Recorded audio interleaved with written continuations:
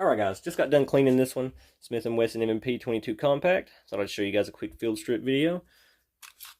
First off, make sure your firearm is always clear.